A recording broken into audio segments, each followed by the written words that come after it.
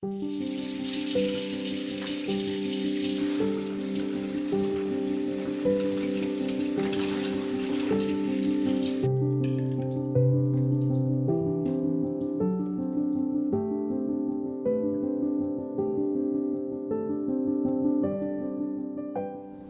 guys, it's jam day. Strawberry jam is my favorite. I make peach jam, I make blueberry jam, cranberry jam, but this to me is the taste of summer. Today we're going to make a sugar-free jam. I like to sweeten my jam with honey, but I'll also give you an option for a low sugar jam if you'd rather use sugar instead of honey. Jam is the first thing that I ever canned. It's very beginner friendly. And so I'm going to explain the canning process as if it's new to you. That way, if you are a beginner, you're totally comfortable canning your jam. But if you're not a beginner and you just want to see how to make some sugar-free jam, I've marked off that chapter and you can skip over the canning part that you don't need so that you can get what you want out of this video. Last night, my husband John and I washed and stemmed all these berries together. I soak the berries in warm water for about 15 minutes to remove dirt, but also to remove some of the pesticides that might be on them. Some people recommend vinegar soak, but I've seen mixed reports about that, so I decided to keep it simple and just stick with some water. If you do want to soak your berries, make sure you soak before you stem them. If you stem first, they'll get waterlogged when they're soaked. So let me show you our lineup of ingredients. We've got just 3 things. So I've got strawberries. Some of these I froze and they're thawing. If you use frozen strawberries, be sure to keep all the juice with them as they thaw. There's good flavor there. And I think we have more berries than we'll use today. I've got honey and a box of Pamona's Universal Pectin. Just FYI, this recipe I'm giving is only useful with Pamona's. I'm gonna start with mashing my berries. Like I said, I don't think I'll need all of what I have. Some of these I'll probably freeze for smoothies.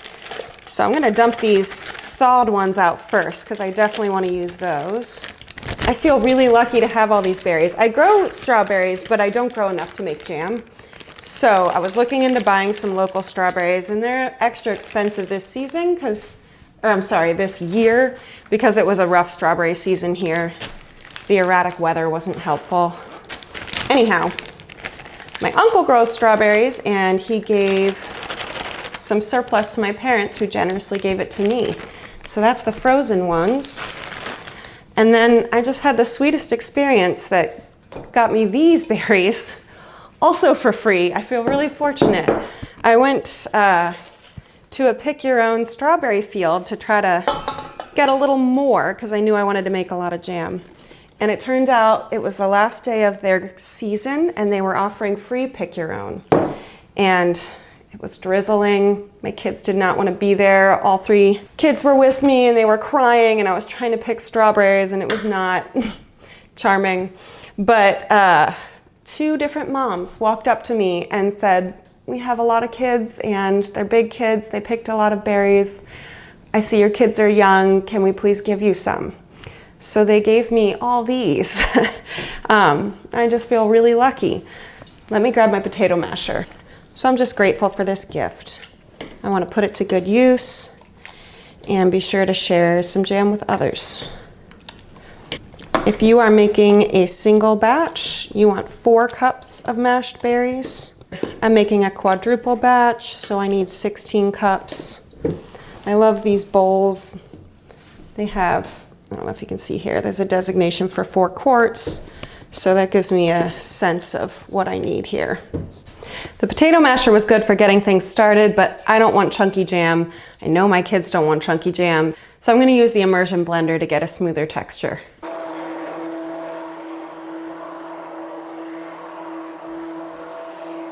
This is beautiful.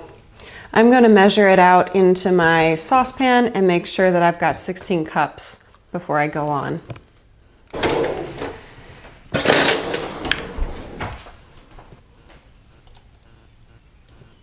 That's 4 cups. So if you're making a single batch, that's the amount you would start with.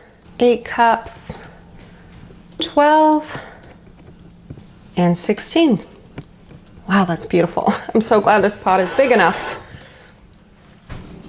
That left me with about 2 cups of extra strawberry puree, so I'll sweeten this and we'll have it over waffles for breakfast tomorrow morning. That sounds really good.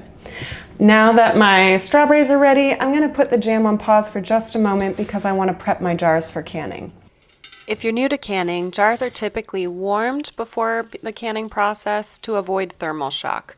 Putting hot liquid into cold jars and then putting those jars into boiling water can shock the jars and cause them to shatter. So I'm just going to put all my jars into the pot and put the pot on the stove on low, and that way they'll be warm when they're ready to be filled. I'm just going to lower them in, and as I fill with water, some of them will fall over.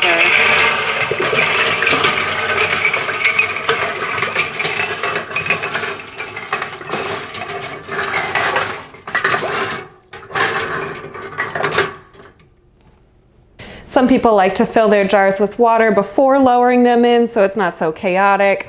I kind of do things the chaotic way. It works fine. Now I just want to make sure that I've got enough water to cover my jars, and I'm going to put them on the heat on low so that they're warm when I'm ready to put the jam into them. All right, so getting back to the jam, I'm going to make my calcium water next. That's something you only do when using the Pamonas. So let me tell you what this is and why I use it. The average pectin that you'll see at the store, like a Sure Gel, relies on sugar as a gelling agent. So that pectin plus sugar makes that texture for jam. Pamona's is the only pectin I know of that does not require sugar as a gelling agent. It's a pure citrus pectin, and that means that you have the freedom to sweeten with what you want. So I make jams with honey, with maple syrup. You can use stevia. There are recipes that call for fruit juice as the sweetener. You get a lot more flexibility here. Not only is that healthier, I've seen recipes that call for twice the amount of sugar as strawberries, but it's also tastier. I find that a lot of sugar in a jam actually dulls the fruit flavor, and these naturally sweetened jams or low sugar jams taste more like fruit. I really like it. It's delicious to me. I started doing it for health reasons, and now I continue doing it for health, but also for flavor. So all Pamona's recipes call for calcium water. The calcium water is prepared in advance. There's this little calcium packet. There we go. And we're gonna put a half teaspoon of this into our jar. This will make more than we need for just this recipe, so it can be kept in the fridge for up to 3 months. So I've got my half teaspoon of calcium powder. Then I added a half cup water. For some reason my camera cut off when I did that, and I'm just giving it a stir, and now I've got my calcium water ready for the recipe. Now if you're making a single batch of jam, this is when you'll add 2 teaspoons of calcium water to it. I'm making that quadruple batch. That's 8 teaspoons, which works out to 2 tablespoons, 2 teaspoons.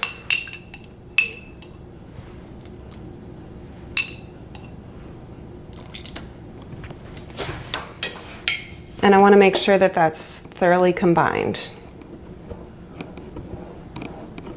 So it's time to combine my sweetener and my pectin. Those will get drizzled into this mixture as it heats up.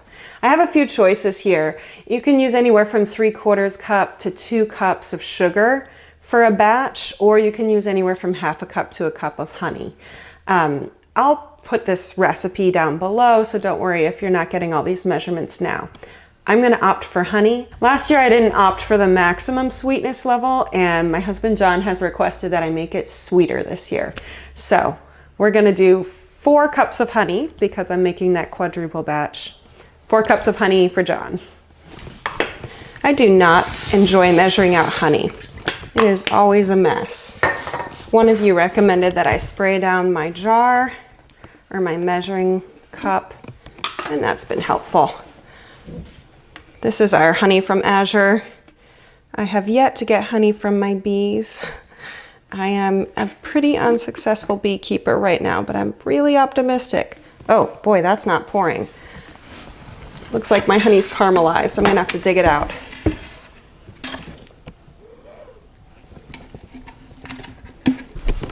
To my 4 cups of slightly crystallized honey, I'm gonna add my pectin.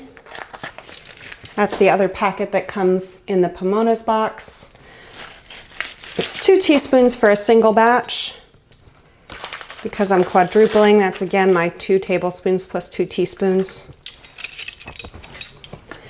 My mom homeschooled me for part of elementary school, and I remember doing cooking math. I had no idea I would use it so much in the future. This needs to be fully incorporated.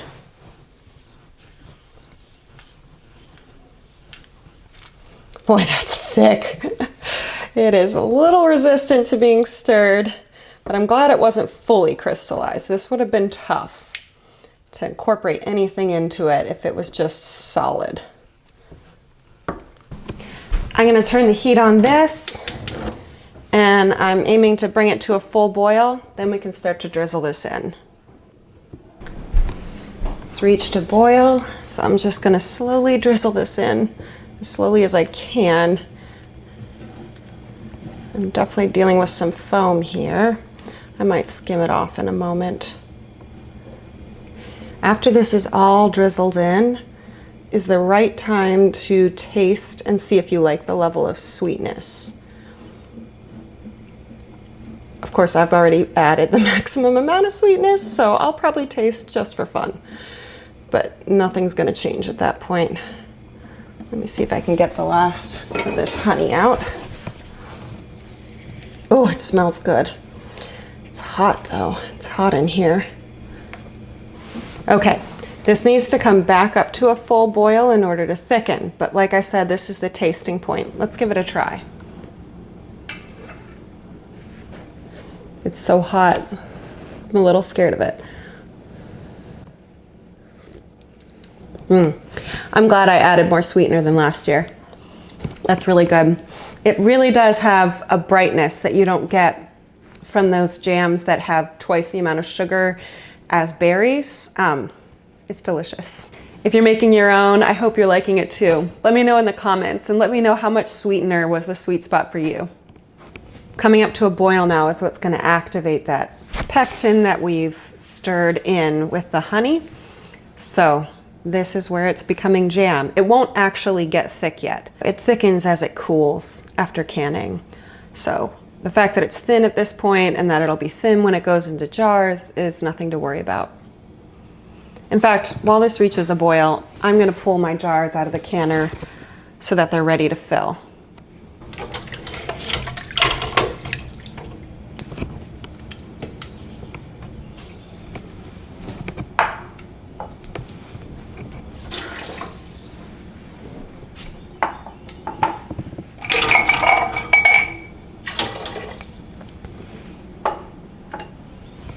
You can see this has reached a full boil. It's time to fill my jars.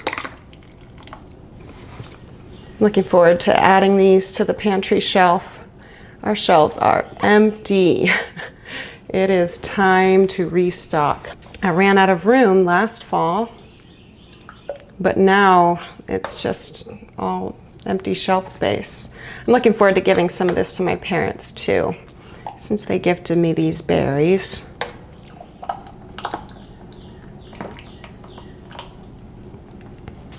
These jars need to be filled to a 1/4 inch of headspace, so using my tool, I'm going to put that first little notch up against the edge of the jar. And when I get that first notch up against the edge, I want the bottom just touching the top of the liquid. So these are all low.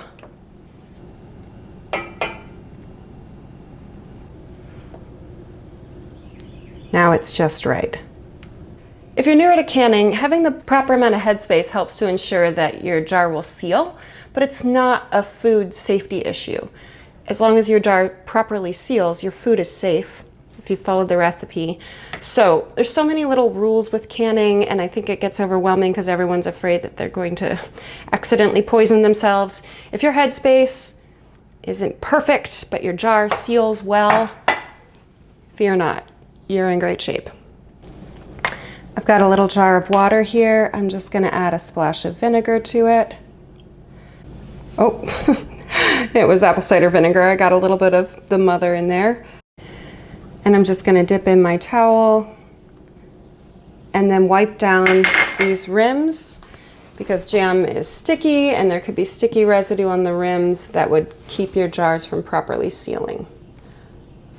Now I'm ready for lids and bands. I've been soaking my lids in this water because it helps to activate the seal. I like using my 4 jars lids. They've done really well for me.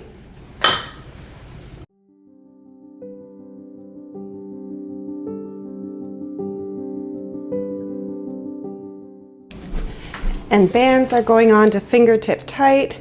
That means you turn just to the point of first resistance. You shouldn't be using your full palm to crank it tightly. Just to the point of resistance. This kitchen is getting messy, but it's not time to clean yet. I'm gonna fill up my canning rack. I know a lot of canners, most canners fill this over the stove, but I have had the experience too many times of accidentally knocking it down into the pot and just splashing hot water on myself. So I like to fill it on the countertop, and now I'm gonna get it into my pot.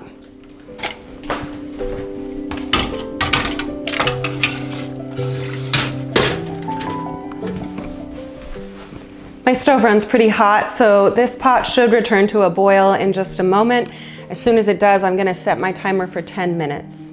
I should also mention that Pamona's does not recommend quadrupling a batch of jam because it can be difficult to get the right consistency, but I've done this successfully in a triple batch and I just had to give quadruple a try. This has now been at a rolling boil for 10 minutes, so it's processed for 10 minutes. I'm gonna turn off the stove, and I'm just gonna let it sit with the lid on for 5 minutes so that it cools off gradually a bit before I take those jars out.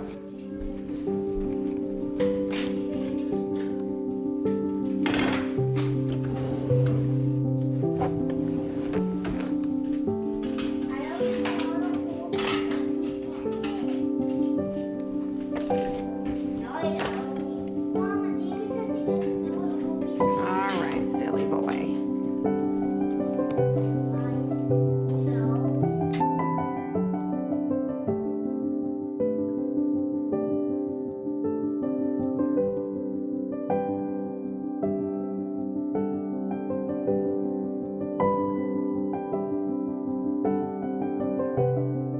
There were 6 jars that didn't fit into the canner. It's not considered safe to do a second round of canning jam because the jars that are waiting to be canned could cool off too much, and then you can't ensure proper heat penetration when they go into the canner.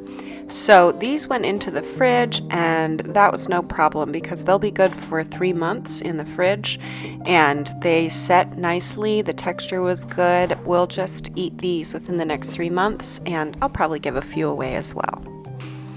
When the jars have cooled completely, it's time to check their seal. A sealed jar won't move or make any sound when you press on the top. A jar that hasn't properly sealed will move and make a click when you press the top. You can also check the seal by lifting the jar by the lid alone. It should remain attached. In 12 to 24 hours, the pectin will have set and it'll be jam consistency. I was really happy with the texture of this and the way that it set. I added a little bit less pectin last year because I was experimenting with the recipe and it was too soft for us. So it turns out following the recipe exactly is the way to get the best possible jam. I've experimented and now I know. It was nice to add 10 jars of this to my pantry shelf, and I gave a little bit away to my parents. We've got some more in the fridge. We are in good shape for strawberry jam. Next up will be peach jam. If you gave this a try, let me know in the comments. I'd love to hear from you. And if you want to join me for more gardening, preserving, and scratch cooking, I invite you to subscribe. I'll see you next week. Bye.